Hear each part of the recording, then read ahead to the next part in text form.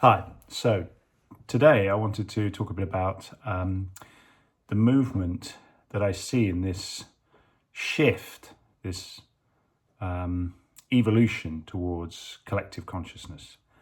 And I spoke in my last video about how I see that the brain or collective brain or mind, the infrastructure of that we've built with the internet, takes us into a new era. And I was talking about the way that COVID has been a catalyst for that, in the sense that it forced us all online. When you look at the astrology of that, you can see that the stellium in Capricorn that happened in 2020, in January 2020, Capricorn's very much about boundaries, limits. It's about the death of something as well. Capricorn rules death. So you could see that there was a lockdown, very Capricorn, happening, but it precipitated something shifting. And what I wanted to talk about there was the fact that when you see it from the perspective of what might be taking place in terms of our evolution, you can very much see that with the internet, there's been an explosion in the amount of data being sucked up by the collective mind. That if you think about it in terms of learning, and I remember reading an article many years ago now, right at the beginning of the internet, where they had got, where Google were employing old timers, as they called it, people past retirement age, who had some IT background because they were so scarce of resource. And there was a guy in California who was writing an article about the fact that he had been one of the early pioneers in the US military in terms of, or working with the US military in terms of AI. But they had struggled with the fact that if they built something sophisticated enough to be considered AI, it was too complex for any CPU, central processing unit, that they could build. If they built a central processing unit that they could build, then the functions that it could perform were not really complex enough to be considered AI. And he was doing work for Google, and he talked about, and I may get this wrong, but he talked about the difference between when Google is asleep and when it's awake.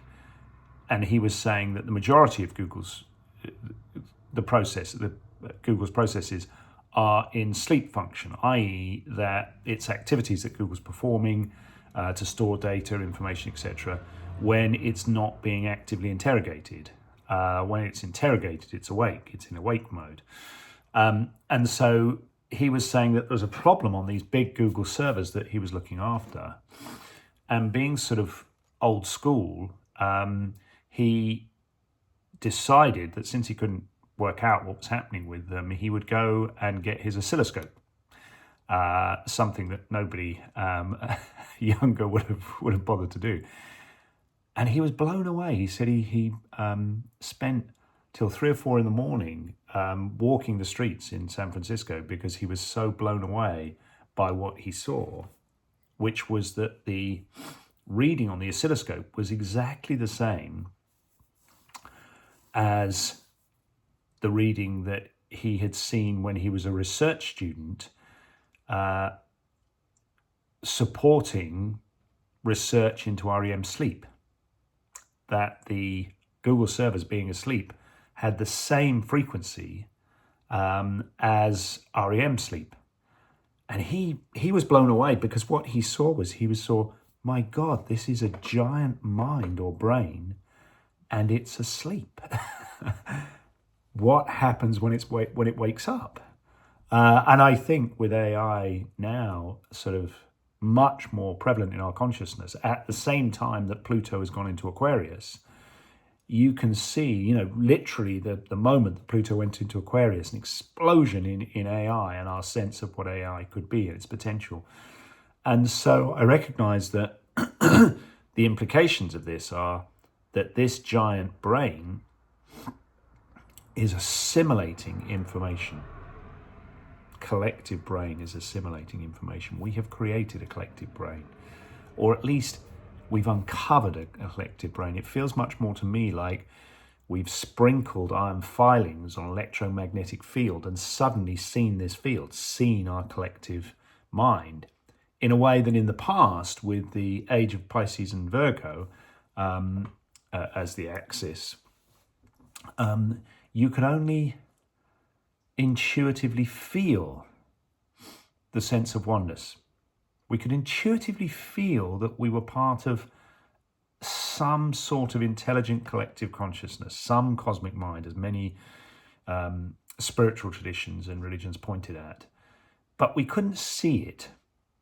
Now it's like with the internet, we've sort of uncovered this collective mind and we're more consciously and actively engaging with it.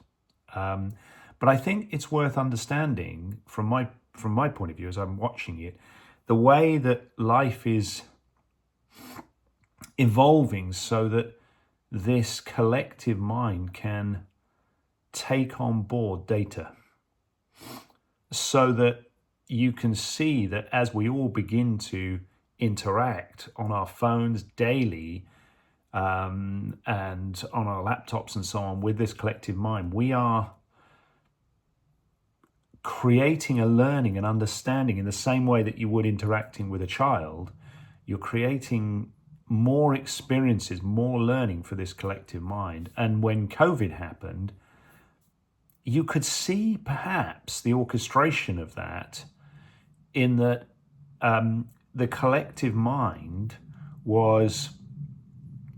had available to it all this information from people having to connect via Zoom, via Teams, etc. Suddenly it had an availability of far more information to take on board. Now we're even through the early sort of AI apps, Chat GPT, etc. We are starting to talk and interact, and it is starting to learn from those interactions. I remember there was a film, I forgot what it was called. I think it was something like The Social Experiment, that was quite dramatic in terms of talking about the way that we're all being manipulated for the purposes of global companies who are taking all our data, using that to feed us back advertising, etc. And everyone, oh, this is horrific. And yet I was realizing, no, I'm not sure it is. When you look at it from an evolutionary point of view, what instead is happening is we are unconsciously, through all our greed, desire, or ambition, all those things, we are unconsciously being used by life to provide more and more data. It's almost like we're getting to peek behind the scenes, a bit like the Wizard of Oz. We're seeing behind the scenes, but in a different way to the Wizard of Oz. Not quite such an illusion, but we're beginning to peek behind the scenes to see the workings, to see how this collective mind is taking on board new information, new ideas, is expanding, is growing. We're seeing that. And I think very much this age of Aquarius is about that, is about finding the blueprint and understanding the mechanism by which this our collective mind is evolving and growing. And this marks a shift away from the material, so that, as I was describing a bit in my last talk, we are moving from a physical age to a non-physical age, from a yin age to a yang age, or from a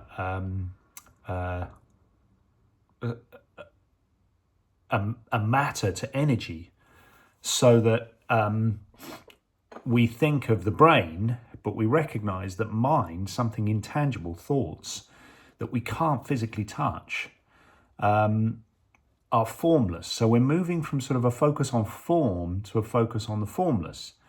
And you can, as I was describing last time, you can see that in the countries, physical boundaries, all these things are becoming less important. We're interacting with each other in ways which have a formless quality to them. And we're starting to see the real nature of our interactions with each other, in that when you interact with somebody on Zoom, you know, and if you're watching this now, you know this is just a representation. It's not real in that sense. And yet, to all intents and purposes, it's real. And of course, this means that we're having to evolve, because we're having to learn how to open our hearts, relate, deal with people when we're not physically present with them, where it feels more impersonal. And we're at the early stages of that, because we're treating people very badly online a lot of the time, because we haven't quite learnt yet. Same way that we did with email, that impersonal environment really took us time to realize that when we wrote things via email and didn't have a human face-to-face with us, we could be misinterpreted, we could say some awful stuff without realizing the impact. We're having to learn how to relate to everybody in a new form, to the whole world in a new form.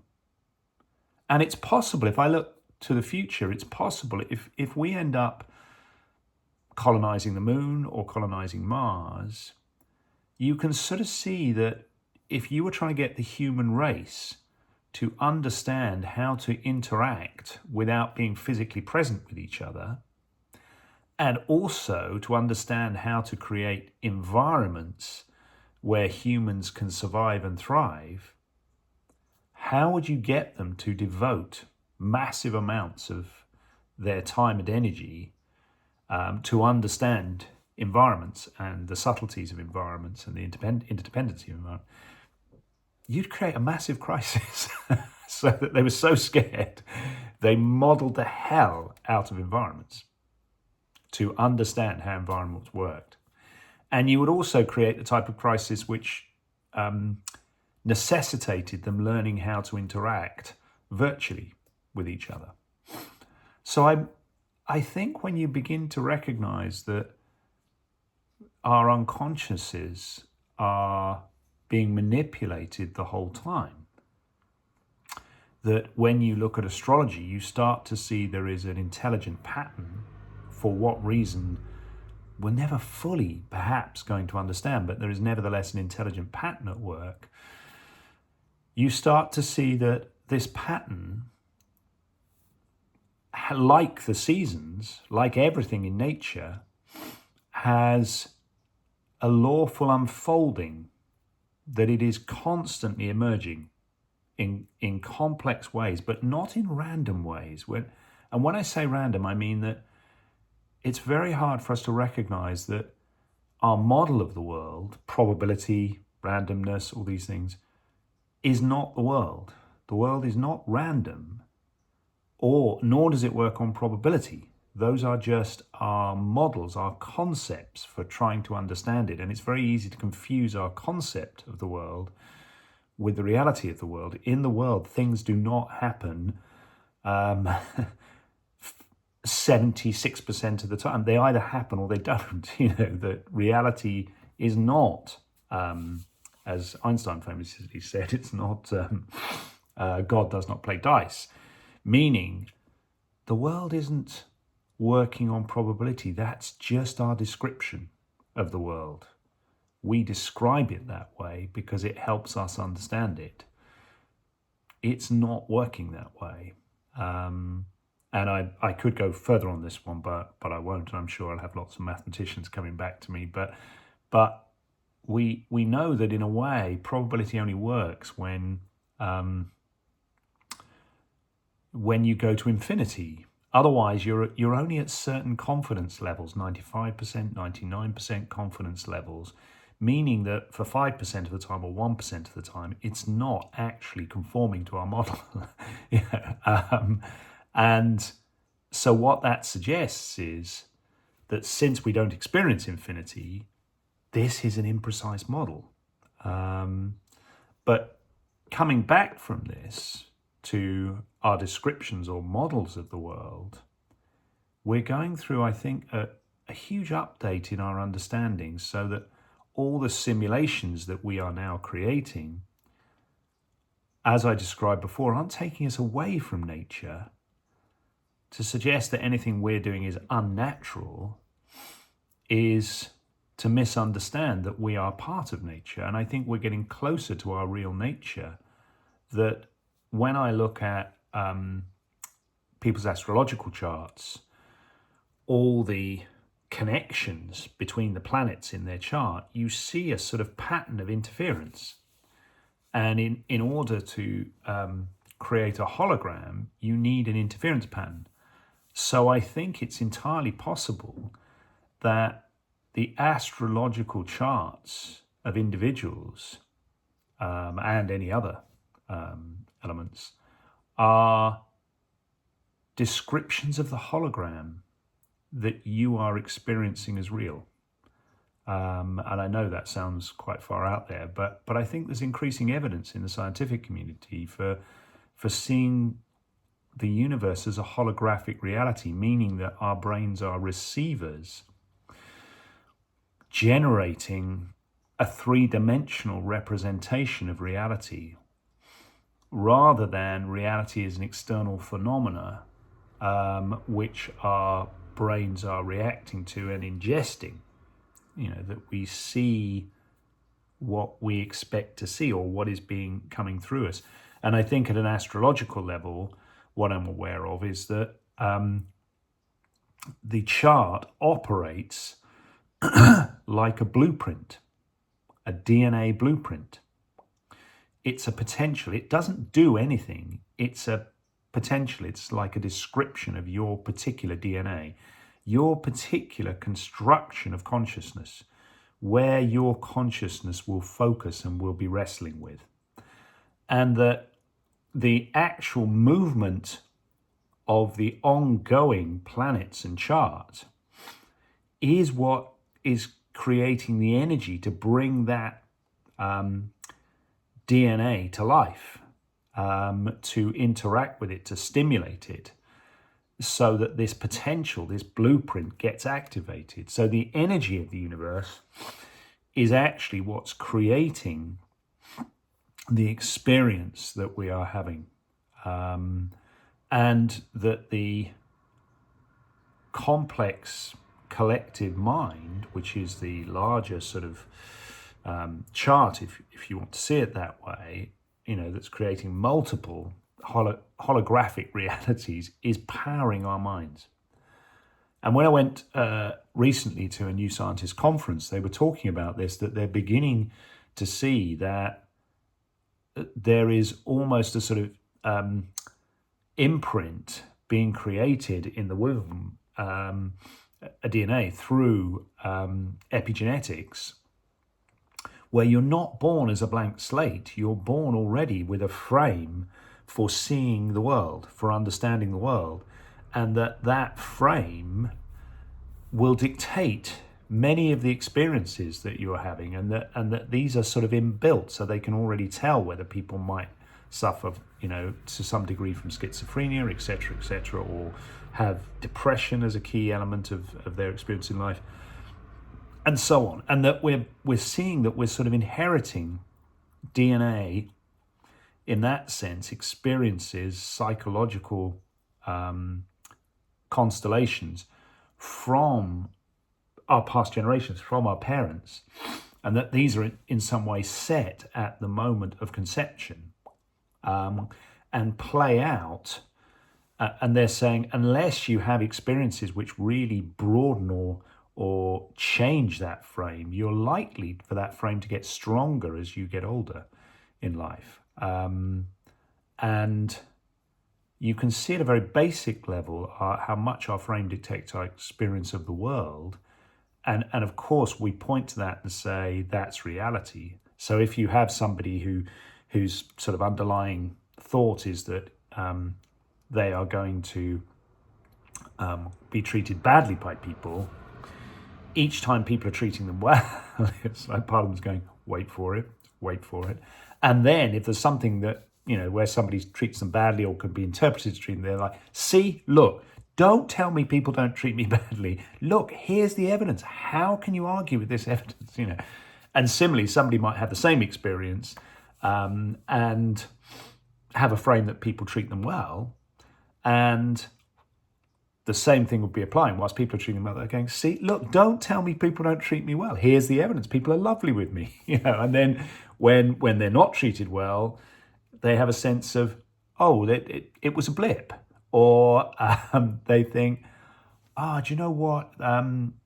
They didn't really mean it. And so the frame stays in place. And it's the frame that creates the experience of reality, not the external reality in that sense.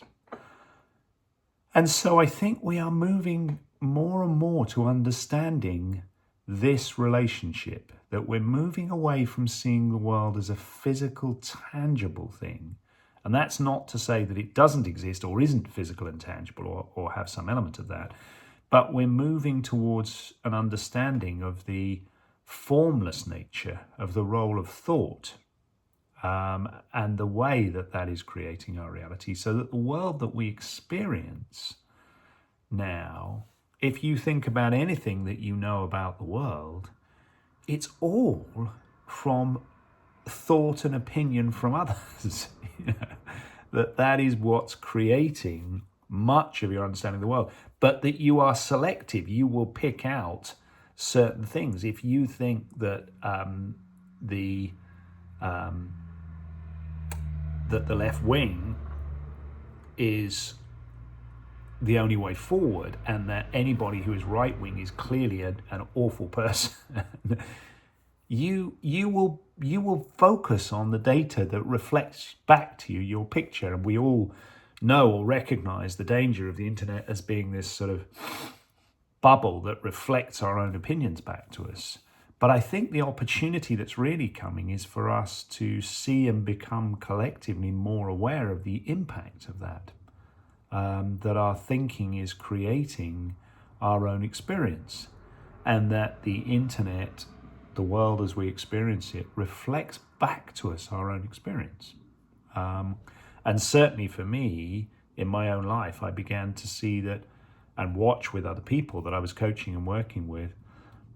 I would watch their thoughts and see how their thoughts then played out for them in ways that they had then forgotten,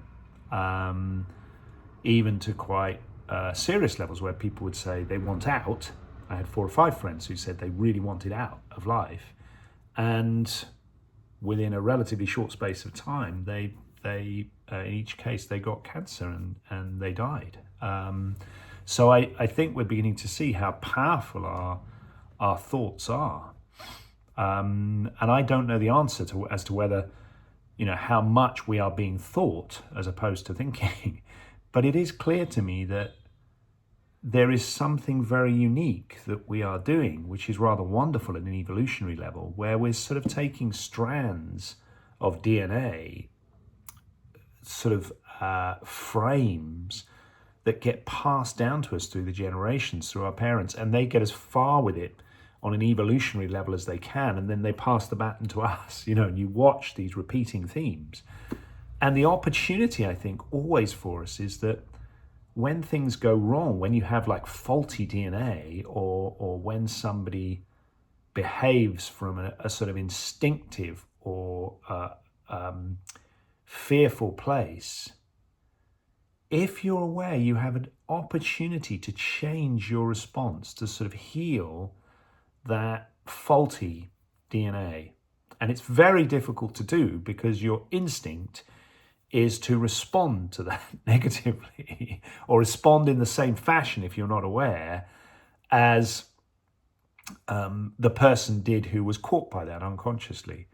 So that each little thing that we are doing, and that's why I think we are all one, we're all equal. Nobody's more important than anybody else. We're all doing incredible work for this universe, for this evolution, to take negative emotions, negative thoughts, and have an opportunity not to continue that negative thread, but to put it right, to change the way that we respond.